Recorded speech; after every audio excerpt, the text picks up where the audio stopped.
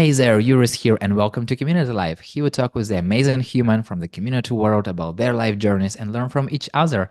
And today we have a conversation with Luke Zimmer, a community builder and consultant who wants to create a better world online, an avid gardener, a former haver of chickens, a beekeeper, and a great person you'd love to talk to. So, hello, Luke. Hi, Yuri. Thanks for having me. Finally, the first moment you joined between two work, I was like, I like his energy. We have to talk. And then when I saw it on LinkedIn, I couldn't unsee it. And I really need the full story behind the chicken bowling.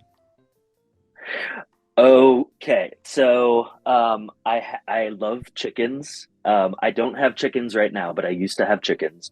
Um, and it turned out that I was growing tomatoes, and when the tomatoes were growing, the chickens would get into the garden. They would start eating the tomatoes, so I had to put a fence around it.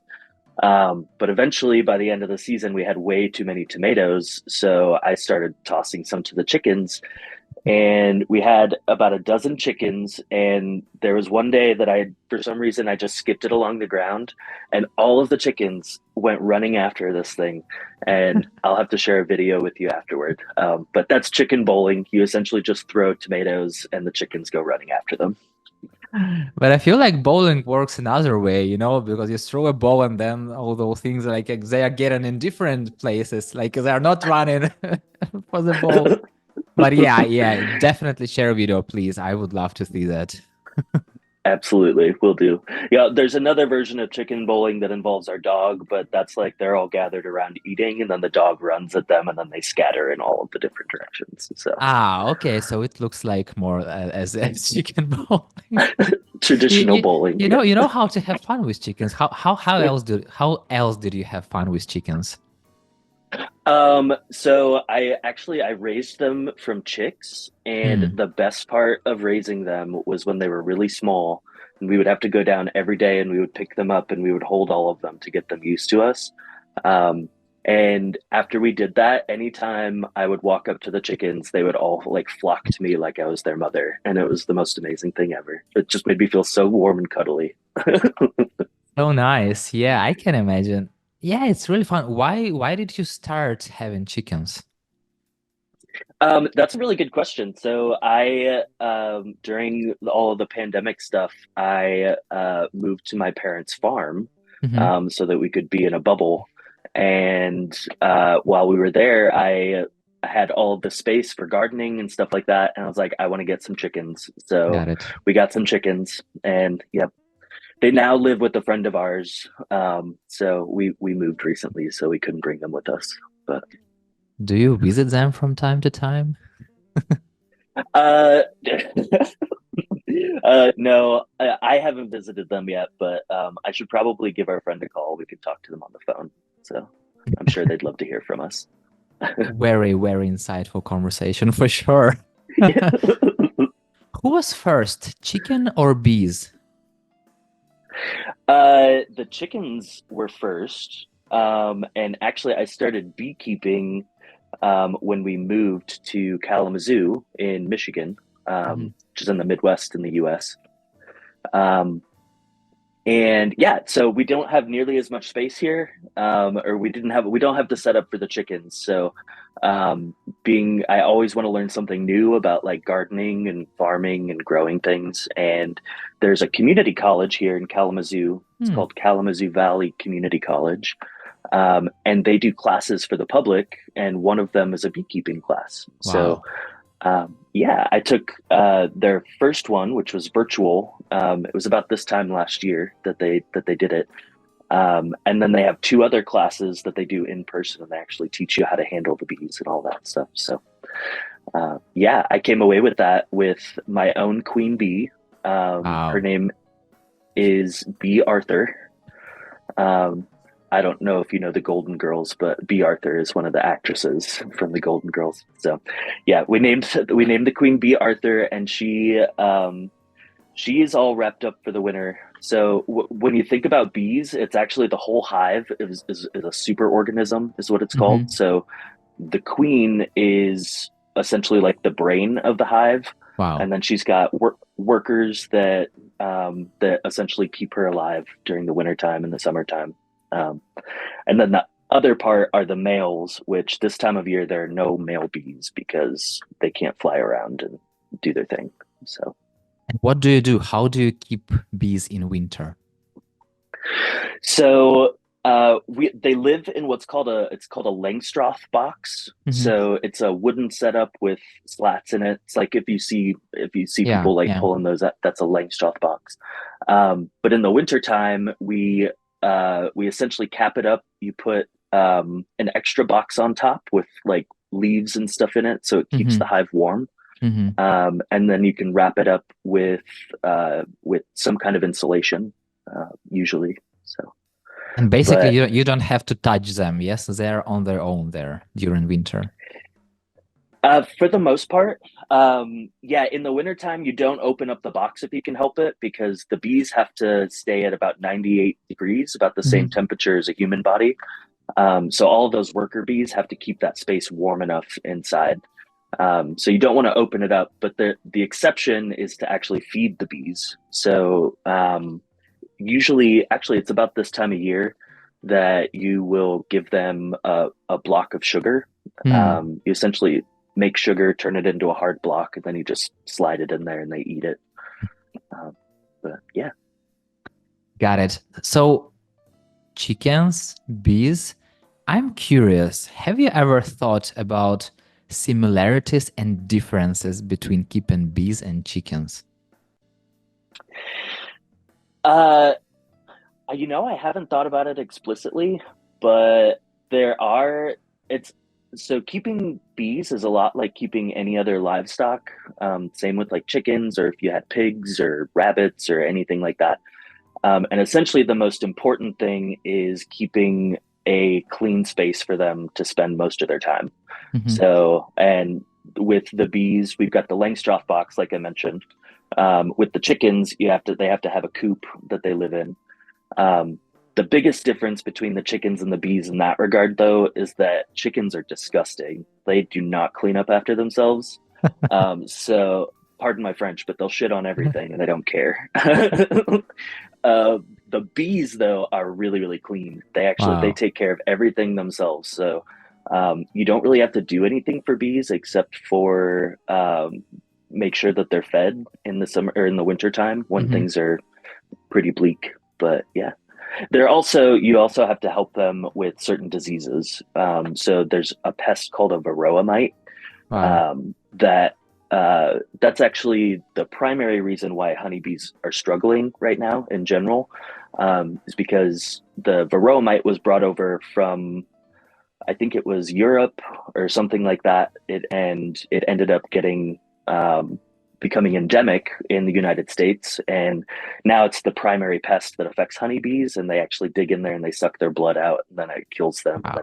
then the entire hive can collapse. So yeah. Still not the straight path. You still have to take care because at some point I was thinking like, okay, bees just amazing. You don't have to do anything basically. You just have to feed them in winter and then just they do everything themselves and you just have fun. But no, you have to still protect them. Yeah.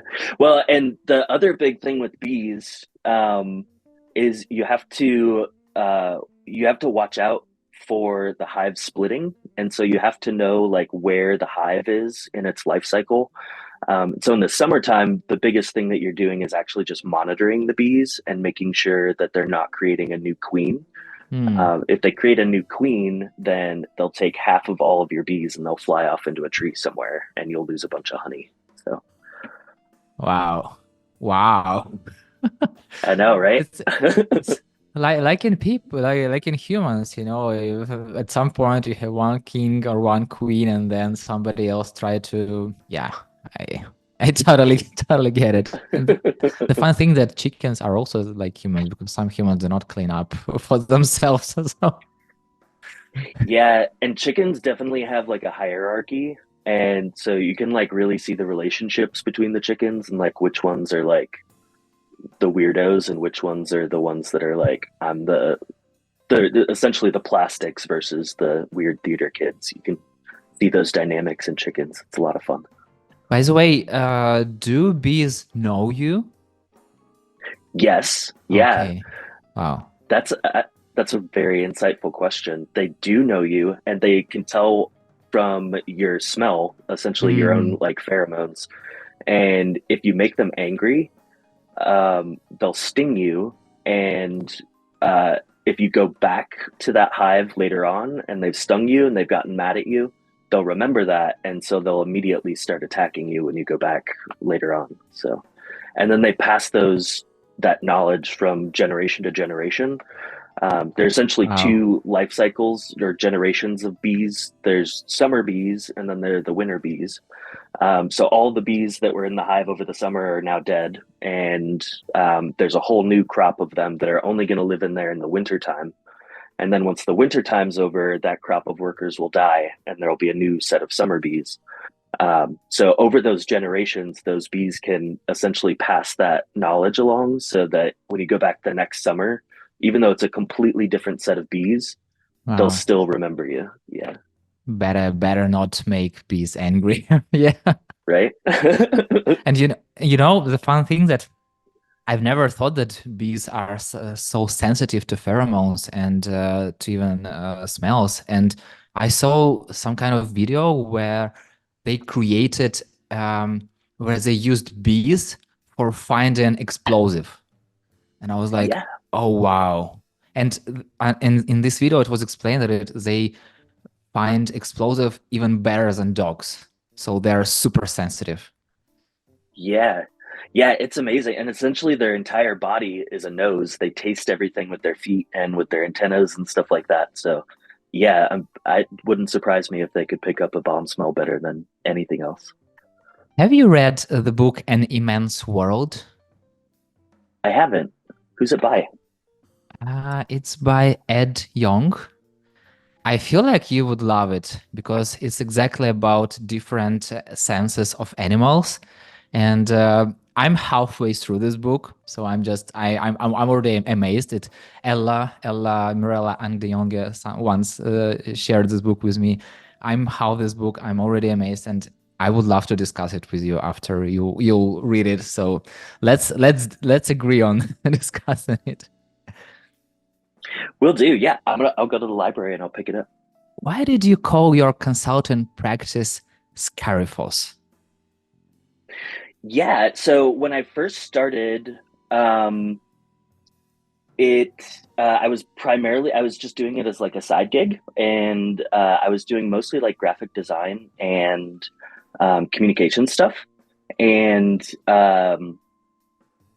yeah, so Skariphos is a Greek word for sketch, and Mm. so that's where I picked it up. And at that point in time, I was like, I need to come up with something that feels like so original. And so I was like doing like searches after I found the word, and I was like, I'm going to Google this and see if there are any other companies that have this name or anything like that. I was like, nobody else had it. I was like, okay, that must mean I'm a genius. So I I picked it up. Um, and yeah, actually, now I was just talking to oh, what's her name? I just met her. She owns Bad Axe Consulting. It's Carolyn. Yes, Carolyn Zick, right? Yeah, yeah. Yeah. And so, yeah, I was telling her that I wish I had had the foresight to come up with something as cool as that for my company name. But Did there's she always the, share? Did you share the backstory of her name, of uh-uh. company's name? Okay, I won't spoil it. I will just share an episode with her so you get to know about the backstory. And All right. it sounds really very much like badass, but it's not what it was named for. So I'll definitely share with you. And about this word, Scariphos, where did you meet this word for the first time? So it was in 2016. Um, and I don't even remember really how I stumbled across it, but I growing up, I always loved writing, and I would always like write poems and short stories and stuff like that. And one of the things my grandparents were really big about was like proper grammar and Hmm. vocabulary and things like that. So I've always been interested in like picking up new words and collecting them and like trying to use them in new ways. So yeah, I probably did some kind of like thesaurus search or something like that, and then like started going through the etymology of some kind of word and was like, oh, this is, this word's based on this word from the ancient Greek or whatever. And so, yeah, and found it that way. But And the fun thing that it works exactly how you want it to be, because when I Googled this word, first of all, I saw Skariphos consulting. So yeah, like yes. you made it. Yay. On your website, it says that Luke is an avid gardener who loves discovering new, unexpected plants sprouting in his yard. Does it mean that those plants somehow appear in your garden, or do you plant a bunch of seeds and then discover those random plants that made it to the surface? Sometimes it's both of them. So I like if I go for a walk or a jog around the neighborhood, I'll like keep my eye out for native plants, and I'll like make a mental note of them, and then after they've flowered and gone to seed, I'll like go back and I'll grab some of the seeds and I'll just like sprinkle them in the yard and see what happens. Um, but what I really enjoy is plants and living creatures, things of, yeah, they have absolutely no boundaries.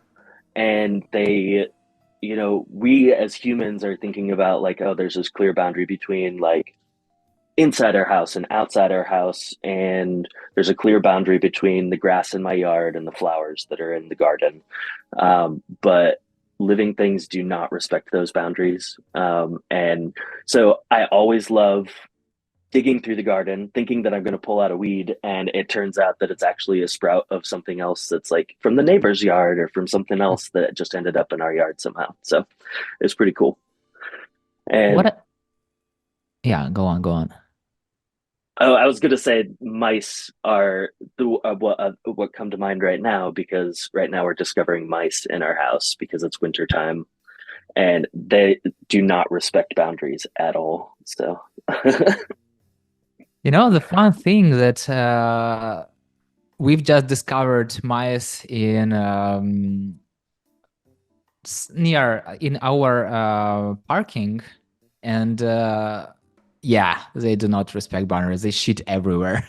So I yep. totally understand what you're talking about.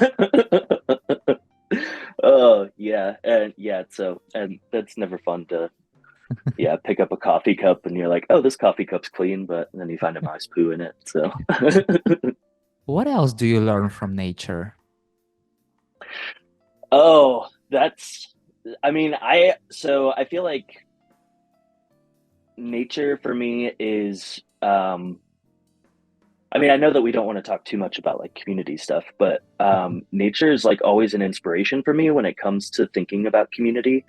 Um, and like you had asked earlier, if I thought about like, the similarities between raising chickens and raising bees, I haven't necessarily made that connection, but one of the things that I'm always doing is thinking about how do these interactions between like living creatures reflect the things that we're trying to do in our day-to-day work.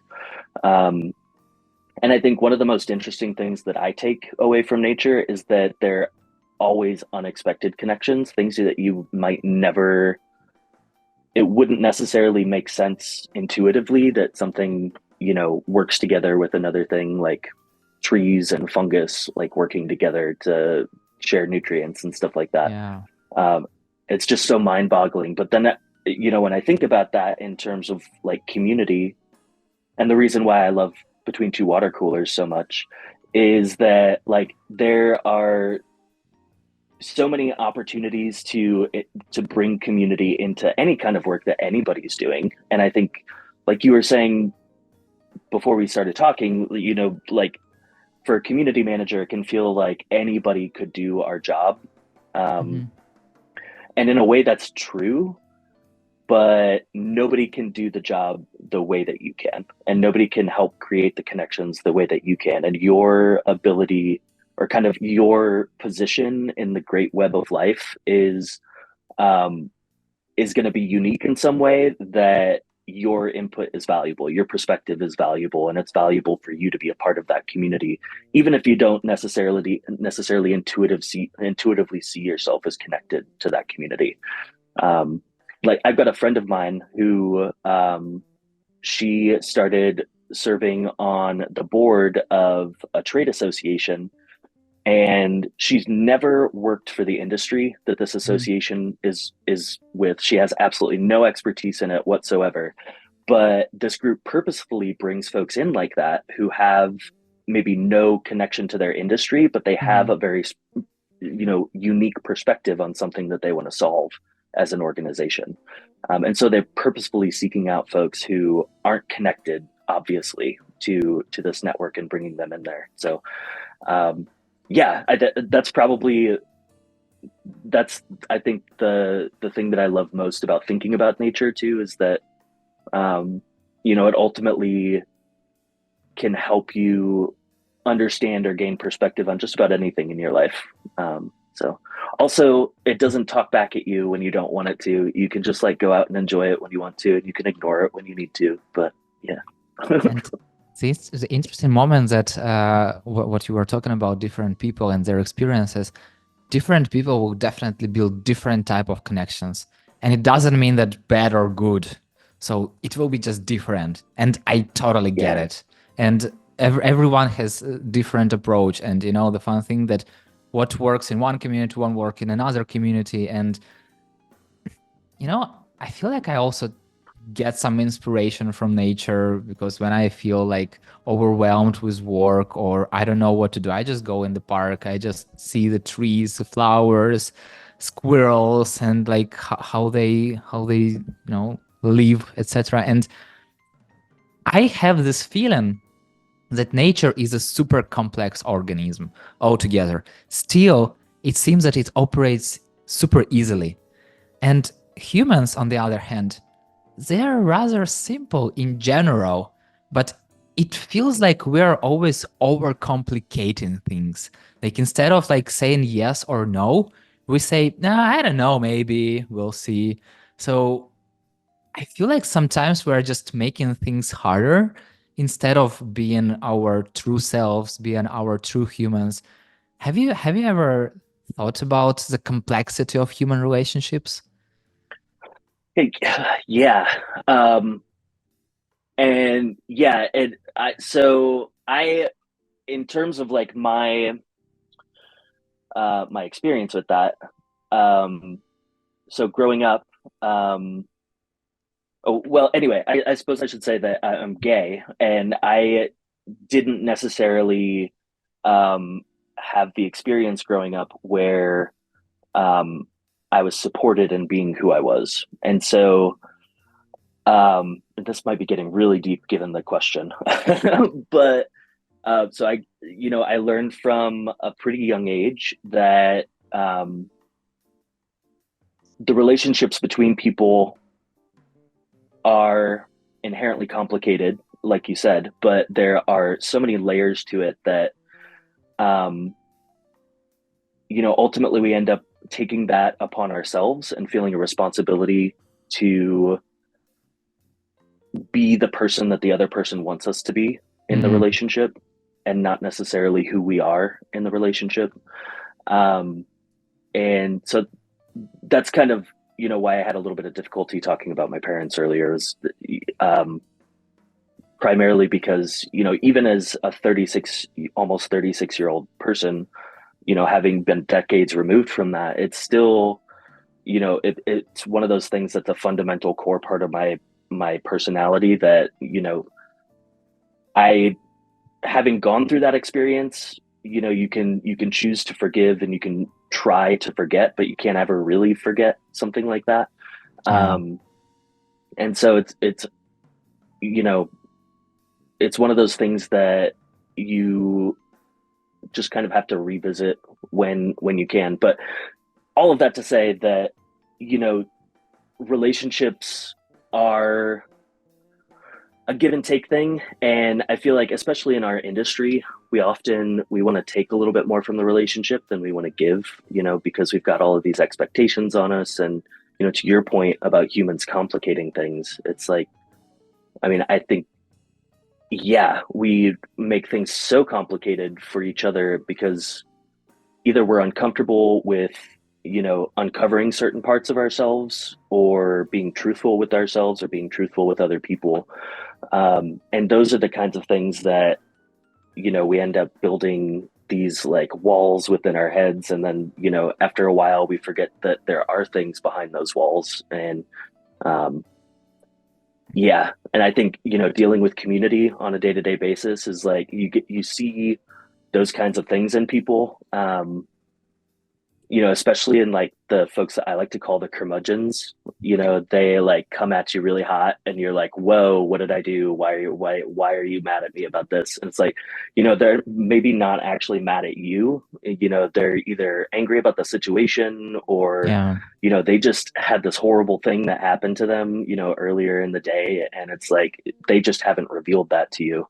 And so, yeah, anyway, I think ultimately I would love to see a world where it's easier for all of us to communicate with each other and to be like actual real humans with each other and just to say like, hey, I'm struggling with something right now and I just need to be able to take some space for myself and be okay with where I'm at and what I'm doing. And yeah, so, and that's another reason I love nature is that when you go outside and you see those squirrels that all they care about is being a squirrel, and it's like, okay, I'm just gonna like sit down and be a human, which can, yeah, whatever that means to you. But yeah, so You've talked about forgetting and forgiving, and you know, I don't really, I kind of know who my father is or was. I don't even know if he's still alive, but because they got divorced with my mother when I was 5 or something like that. So basically, I don't know him at all. And while growing up, things were rather good with my mother, but at some point, she thinks that I have to be somebody else, not who I am, and she can't. She used to say this thing that you'll always be a kid, you'll always be a child for me. And I was like, when I was growing up, it was like, yeah, nice, okay, I'm, it's okay. But now I'm understanding like I can't be always a child for you. I'm a grown up person. You have to deal with me. I don't want this kind of like hierarchical relationships where like you're better, I'm worse, or something like that. And you know, in general, all okay. But when I start to think about those things, I don't have a good time. So about thinking and forgiving, what makes you revisit these thoughts? um, that's a good question. I mean, it's usually I don't know that there's anything that like specifically triggers it. Um, but well, actually, I guess that's not necessarily true. So, I mean, yeah, quite frankly, I revisit those things when um, I see like my partner speaking with his parents and the Mm, way that he can interact with them and the way that, they, those kinds of things definitely make you think about, the things that you don't have, and so, yeah. And then going back to the thing of humans complicating things, like that's yeah. probably I feel like one of those it that's like one of those things that makes you feel so horrible when you're like jealous of somebody that you love so much that you're like, oh my gosh, I'm mad at you now and I don't even want to tell you why. It's like, what did I do? You didn't do anything. You were just being a perfectly good human. Stop. Yeah, yeah, yeah. I get it. Yeah. Yeah. Some time ago, you had some work done on your eye, and Yeah. you have been forbidden from reading for 3 days. How did you feel when you weren't allowed to read for whole 3 days? It was actually really nice. I spend a lot of time on my phone, like reading my news app and like doom scrolling essentially. So that was like a great way for like to have a medically mandated reason to just like put my phone down and not use it. So, which I try to be good about anyway, because that's reasons why I don't use social media or anything like that. Because it's like as soon as I start, it's just like an endless scroll, and yeah. So um, but yeah, so I had to have my retina worked on. So I have a thing where my retinas can detach from the Hmm. back of my eyes. So he had to shoot it with a laser, which was really simple and easy. But yeah, he said that the actual movement back and forth, like looking at lines of text, can Hmm. actually disrupt the Mm. thing that they did. So I could watch TV. So I watched a lot of movies. Okay. Um, yeah, hung out with the dog, did stuff like that. I saw that you were not allowed to watch anything, any screens, and I was like, oh my God, how can you live without screens? But then, okay, movies, yeah, it Yeah. explains everything. You wrote on LinkedIn that you know in your bones who you are, and no one can take that from you. Do you know who you are?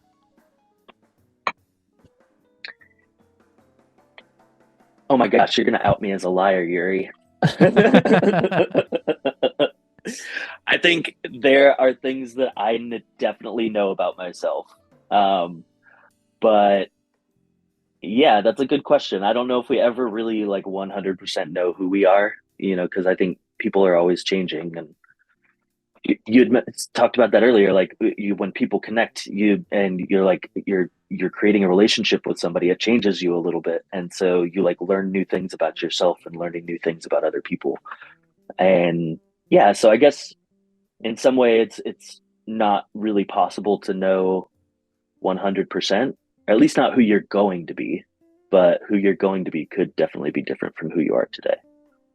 You know, I'm asking you this because I think a lot about who am I, and I still don't have this answer. And what I noticed, it's so much easier to tell people about like how I feel about them, how I see them, to give some kind of feedback and to ask this feedback from people than think about yourself. It's so much easier. And I was like, if I would write a book about myself, I would ask somebody about to write a book about me, because it will be so much easier for them. It would be like super hard for me. So yeah, it's Well, and I understand that too, because I mean, that's why people say we are our own worst critics. And usually, so much of what we're saying to ourselves in our head is, whether we don't really like to admit it, but it can often be really negative because we're thinking like, oh, I didn't do this right, or I need to change this about myself, or I need to do a better job in this way. Um, and I think that's definitely one of the things, especially over the last year or so, that I've been like trying to come to terms with too. And like, yeah, I guess I put that post out there. It made me sound like I know exactly who I am, but I think one of the most productive things we can do as people is to take the time to think about how we're interacting with ourselves in our own heads. What that voice in our heads, how it talks to us, and because we have control over that. And but often people don't necessarily realize that. They don't take the time to sit down and, just like your question, to think about what is making me feel this way, why, kind of what brings, these certain thoughts back into my head, and then thinking about how can we try to reverse some of those negative thoughts. And yeah. it takes a lot of like just sitting there and thinking about it, which in our day and age, people are like, oh my gosh, you're so lazy. You just sat on the couch all day. I was like, yeah, but I was dealing with some really big emotional things in my head. Okay. And I feel like I had a breakthrough. So it was totally worth it to sit on the couch for 6 hours. How can even anyone tell you that you are lazy, that you are sitting on a couch? You know, like it's like it's you never know the backstory, and yeah, I Yeah. you you have CliftonStrengths here. So strategic, intellectual, input, relator, learner. How did it change your professional journey when you get these results? Yeah. I think, well, first off, shout out to my former boss, Diana Mertz. So I used to work with her at the American Staffing Association. Um, and the leadership team there, they decided to have everybody there do their CliftonStrengths. And so each of our teams got together and we each, took the test or whatever they call it. Um, and I think the most interesting thing for me was I mean, it felt affirmational in a way, but it also, when you kind of look at some of the definitions of the different CliftonStrengths, they just mention certain things about aspects of your personality that I was like, oh my gosh, I totally do that, but I didn't necessarily recognize it. And I also didn't necessarily recognize it as a strength. Hmm. And Yeah. so I really appreciated the kind of spin on, and the again thinking positively about, maybe these behaviors that I have that are kind of inherent to me somehow or another. I don't know what it is, if it's genes or getting dropped on my head at a certain point in my life, but that's just how my brain works, and it's okay. And you don't necessarily have to be like, oh, I've got, and they actively encourage you to like ignore the things that are on the end of your Hmm. strengths list, like the things at the bottom of the list. They're like, those are things that you shouldn't even worry about. Like, don't try to like make yourself better at any of those things. Focus on what you're good at and find your lane in terms of like what it is that how it is that you interact with the world and how your brain perceives it. When I was growing up, when I was going to school and to the university, they always taught us that we have to be great in every subject. If we have bad grades for some subjects, like no matter what, we have to learn. It kind of means that we're stupid or something like that. That if you are not having like straight A's, you suck. And Clifton Strengths, it sounds like it's totally opposite, like focus exactly on your strengths. And I wonder, did you have this approach always, like focusing on strengths, or maybe how did you learn it? That's a good question. I think definitely going through that experience, kind of helped me, I guess, understand it more explicitly. But I've always kind of maybe not had a tendency to focus on my own personal strengths, but I always try to see the good in other people. Um, and that comes from growing up as a Catholic kid and going to like participating in all of the youth ministry stuff that I could do, doing volunteering and all that kind of stuff. And my youth minister there, her name was Lisa, and she, I think, was probably the most influential person for me in terms of like getting into that mindset and Mm, seeing not just the good in other people, but also their strengths, I guess, ultimately. yeah.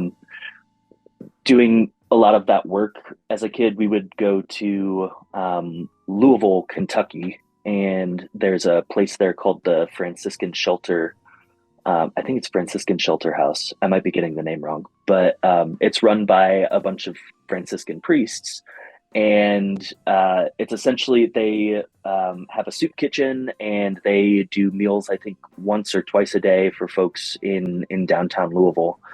And so every summer we would go down there and we would volunteer. And it's really humbling, especially, coming from a place where, we didn't have a lot of like homeless folks on the street in my hometown, or, I mean, we definitely weren't like, it wasn't like a rich area or anything like that. But, it was really rare for us to see somebody who was suffering actively in terms of like being unhoused and not having a place to go and not having a place to know where they're going to get their next meal. Um, and when you're kind of going through that experience initially as a kid, it's like easy to be like, oh, well, what did these people do to affect their lives to be in this situation? Yeah. And I think what, my youth minister and the folks that we worked with at that place were really good about was helping us realize that, these folks are just in a bad situation. It's not that they've done anything, and it's not that they deserve this in any way. Nobody deserves this. It's just that they've gone through some shit Yeah. and they need help, and you shouldn't ever judge them for their situation. And one of the best ways to do that is to see the strengths in people, see what they're good at, get to know them, develop a relationship with them.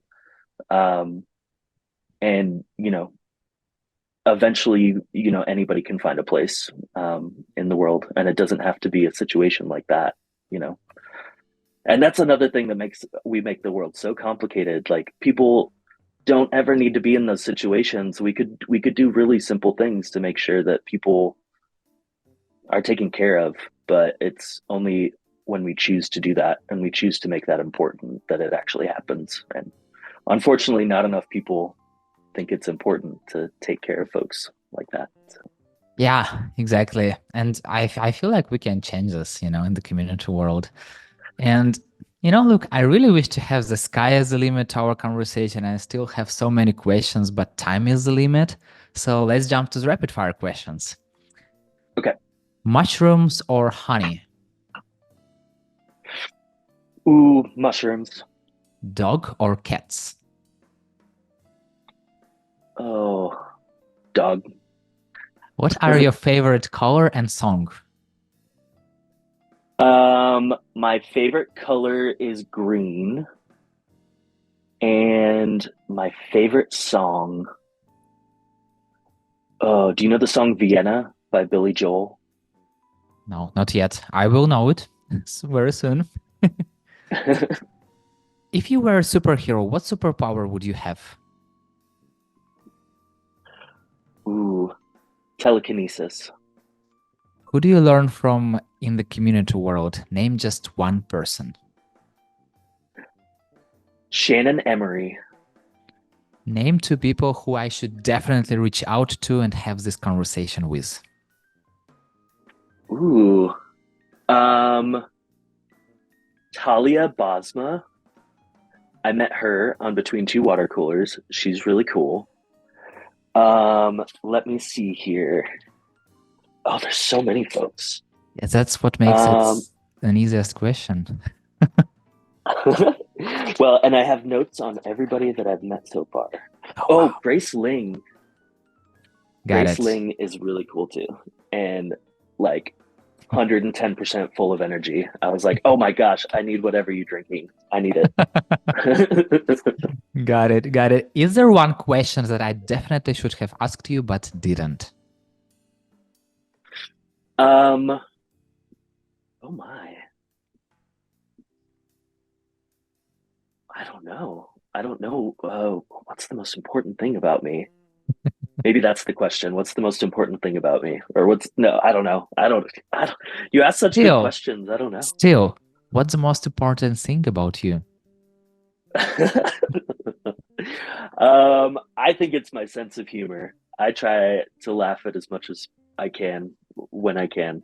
Which, by the way, you inspired me last night to watch some episodes of Between Two Ferns. Oh wow, yeah, it's amazing. And yeah, it's crazy, but it's amazing. It's crazily amazing. I love it. I was like, oh my gosh, I hope Yuri doesn't roast me like that. But no, it's been great. Do you enjoy movies by Sacha Baron Cohen? Yes. Actually, I have on my watch list The Brothers Grimsby, which I don't know how I haven't seen it yet. It came out in 2016. But yeah, I hear that it's pretty over the top, so I want to see it. What about Borat or Dictator? Yeah, Borat. I get really anxious watching Borat because he like puts himself in situations that like I don't even know how he does it. Like with the Rudy Giuliani thing, I was like, oh my god, how did he even do that? Like, who is? Anyway. Yeah, it's just to those crazy limits. So everyone has their own craziness limits. So yeah, his is definitely up there. Up there.